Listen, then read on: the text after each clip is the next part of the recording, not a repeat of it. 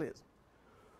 Representando isso no espaço vetorial, eu posso... A questão de ter os pesos mais próximos é simplesmente uma medida de distância.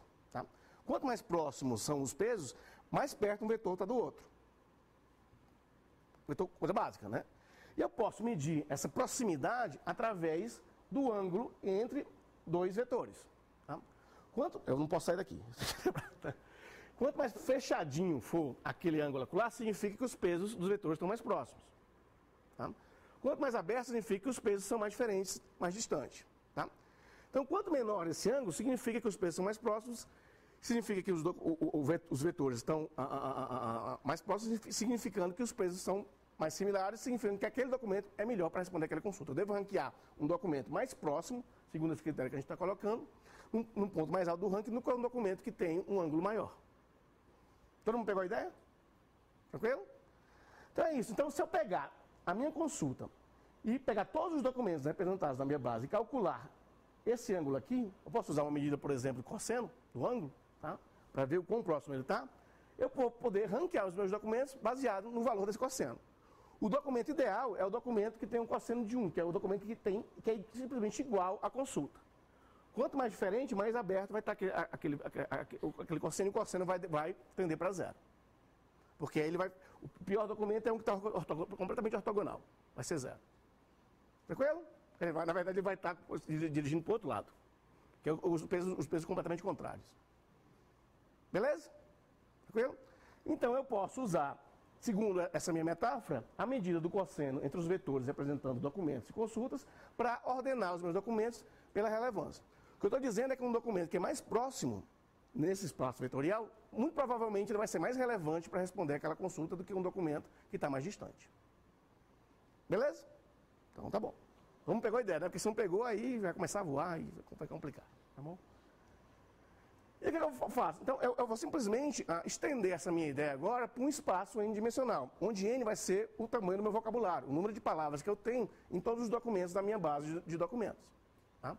Então, se eu tenho 3 palavras, eu vou representar os meus documentos com um espaço tridimensional. Se eu tenho N palavras, onde N normalmente é muito grande, centenas de milhares de palavras, o vocabulário da língua portuguesa acho que tem umas 300 mil palavras, o meu espaço n-dimensional vai ser um espaço com 300 mil dimensões. Mas simplesmente a ideia é a mesma. Tranquilo? Onde cada dimensão representa o quê? O peso de uma palavra para representar o conteúdo daquele documento. Palavras que não ocorrem naquele documento recebem um peso de 0. Tá? Mas e os outros pesos? Como é que eu peso? Como é que eu digo que uma palavra A é mais importante que uma palavra B para representar aquele documento? Esse é o ponto que a gente vai ver daqui a pouco. Então é isso. Então a gente já sabe como ranquear, baseado no cosseno, a gente sabe como representar documentos e consultas. O ponto agora é como é que eu dou esses pesos, né? Como é que eu assinalo os valores nos respectivos campos para cada palavra no vetor. Tá? Duas coisas são importantes, tá? Dois conceitos que são mais ou menos intuitivos. Se uma palavra A, por exemplo, recuperação de informação, considerando a palavra como sendo recuperação de informação, como o todo, ou então um banco de dados, ou qualquer palavra que se considera como sendo um termo, ela aparece 10 vezes no documento e a palavra doença aparece uma, muito provavelmente a palavra banco de dados, que aparece 10 vezes, é mais importante do que a palavra doença nesse mesmo documento. Então, eu posso simplesmente considerar a frequência relativa das palavras no documento para medir quão mais importante uma palavra é do que outra para representar aquele documento. Tranquilo? Essa é uma boa pergunta. Normalmente, os pesos são idênticos, porque você não repete. Tá? Mas você tem mecanismos de busca em que você pode explicitamente dizer essa palavra é mais importante do que a outra. Normalmente, se você não explicita isso, você usa um peso binário. Para a coisa. Essa é uma boa pergunta também. O que você faz? Você pode usar a proximidade. Tá? Então você diz que todas as palavras. Eu vou montar um índice, que é basicamente a estrutura de dados, que a gente vai falar depois, onde eu vou dizer essa palavra ocorre nesse documento. Tá? Essa palavra banco ocorre nesse documento, dados ocorrem nesse documento. E eu posso, além disso, na hora que eu estou fazendo parsing, eu posso dizer em que posição do documento é. Primeira palavra, segunda palavra. Se eu quero procurar por banco de dados como uma frase, eu coloco uma restrição que ambos têm que estar a lista de ambos, vou fazer interseção, o documento tem que estar na lista de ambos e tem que estar em distância máxima de 1 a 2. Tá? Aí eu consigo pegar a frase. Tá? Outra alternativa é montar um vocabulário com todas as palavras, com múltiplas coisas. Então eu vou ter banco de dados e banco de dados. O problema disso é que você vai crescer demais o tamanho da sua estrutura de dados. Tá? E aí é uma questão de espaço. Mas dá para fazer isso também. Tá?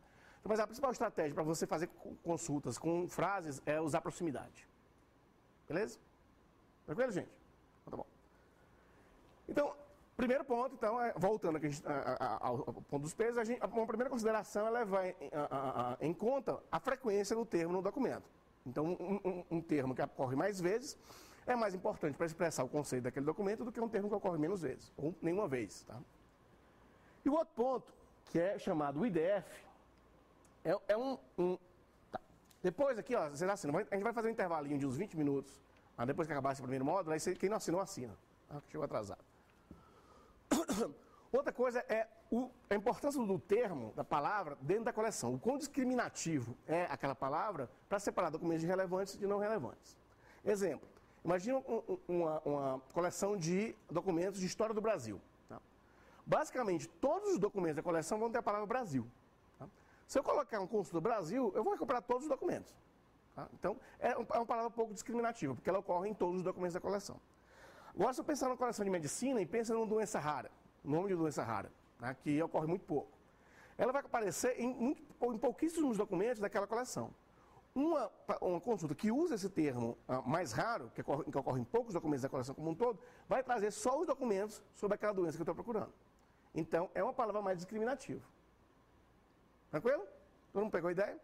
Então, a gente vai usar justamente essa combinação para montar o peso de um termo dentro de um documento. A frequência daquele termo dentro do documento, em relação aos outros, e a frequência do termo na coleção como um todo. Beleza? Que dá essa formulazinha aqui. Tá? Então, o peso de um determinado termo T num documento D é dado por esses dois fatores, a multiplicação desses dois fatores.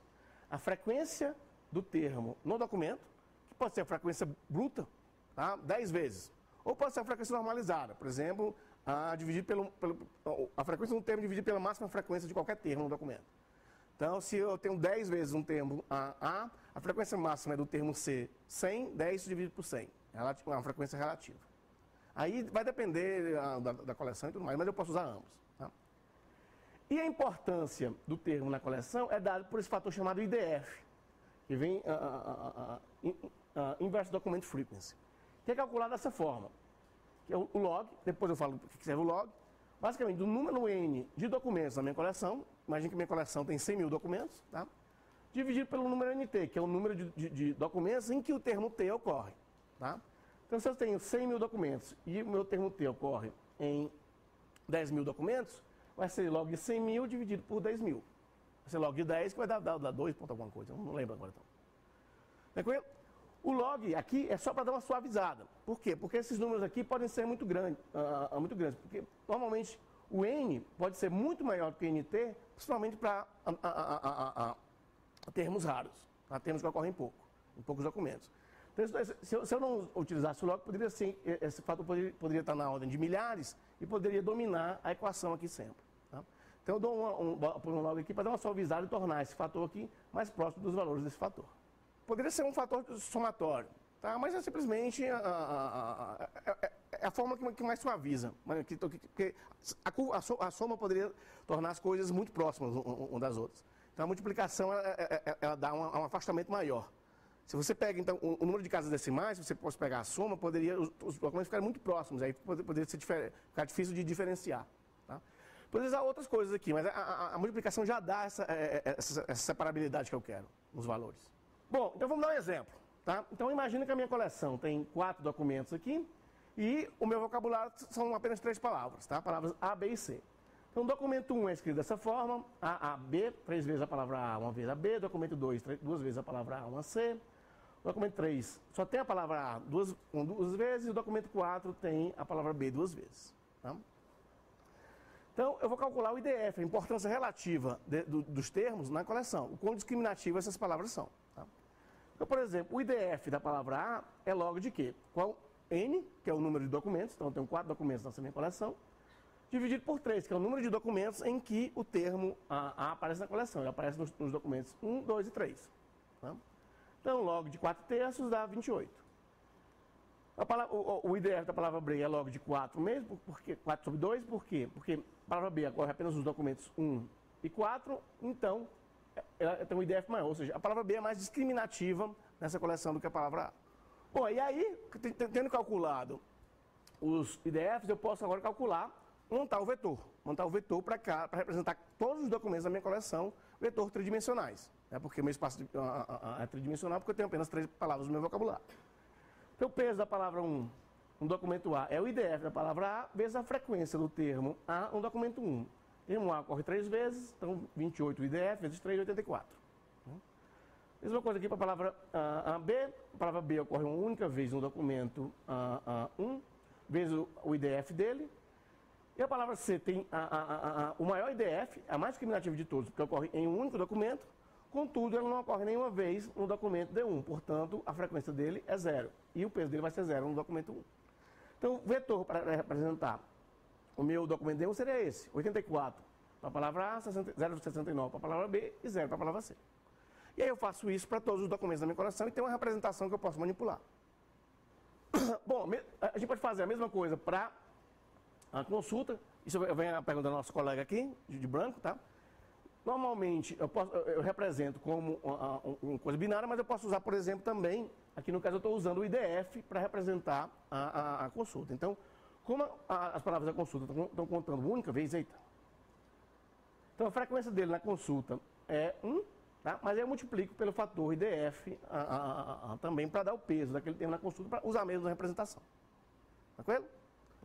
E aí a representação da minha consulta, utilizando essa mesma ideia, fica essa aqui: 0,28 para o termo A, 69 para o termo B e 0 para o termo C. Beleza? E aí, uma vez que eu faça isso, eu tenho uma representação vetorial para todos os meus documentos das minhas consultas, eu posso calcular os ângulos e posso fazer o ranqueamento. Tá? Então, colocando todos os meus documentos no espaço vetorial, eu posso simplesmente calcular a similaridade entre todos os documentos das minhas consultas, vai ser dada pelo cosseno do ângulo entre os respectivos vetores representando os documentos e a consulta. Quem lembra? Quem falou? Isso, o produto vetorial aqui. Tá? Como é que eu calculo o cosseno de 2 vetores no espaço n-dimensional? É simplesmente o produto vetorial desses vetores. Tá? O produto vetorial é dado por essa formulazinha aqui simples. O que é isso aqui? Simplesmente é a multiplicação, o somatório da multiplicação das respectivas coordenadas. No caso aqui, se eu pego essa parte de cima da fórmula aqui do cosseno, vai ser 2 vezes 2 mais 2 vezes 1, que dá 6. Tranquilo? Dividido pela norma do vetor. A norma do vetor representando D é a norma de quê? A norma é dada por esse somatório aqui, que é simplesmente a raiz quadrada do somatório dos quadrados das respectivas coordenadas. No caso aqui vai ser 4, 2 ao quadrado que dá 4, mais 2 ao quadrado que dá 4, raiz quadrada de 8. Beleza? Porque uma outra coisa que é interessante em utilizar, na verdade é um efeito colateral de utilizar a fórmula do cosseno, que não foi pensado inicialmente, acho que pelo salto, onde pode ter sido, para utilizar a fórmula do cosseno, esse fator aqui da norma, tá? Porque a fórmula do cosseno é justamente isso, é o produto vetorial de D vezes Q, que aí é essa somatória aqui, vezes a divisão pela norma. Quem lembra disso? É matemática básica, é o cálculo básico. Tá? Só que tem um fator interessante, porque quanto maior o documento, significa que esse valor aqui vai ser maior. Tá?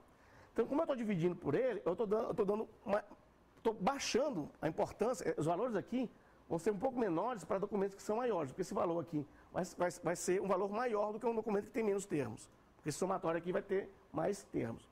Ou seja, eu estou diminuindo um pouco a importância dos documentos que são muito grandes, dando uma chance também para documentos menores, para ficar igual, utilizando a norma dos documentos. Vamos pegar a ideia? Tranquilo? Então é isso. Beleza, gente? Então, basicão do modelo vetorial. Isso só para similaridade de texto, tá? Depois, quando a gente estiver falando da web, a gente vai ver que Muitos outros fatores vão entrar na forma de ranqueamento. Tá? Mas a gente está vendo o básico agora, se a gente tiver só texto. Tranquilo? Sim, mas na hora que eu calculo isso aqui, ó, o que vai ser? Pega um documento menor. Tá? Esse valor aqui vai ter menos termos, o somatório vai ser menor. Tá? Ou seja, quando eu dividir, tá, eu vou estar dividindo por um número menor. Para um documento maior, isso aqui vai ter um valor maior. Tá? É só para dar uma normalizada aqui no sentido de diminuir essa divisão.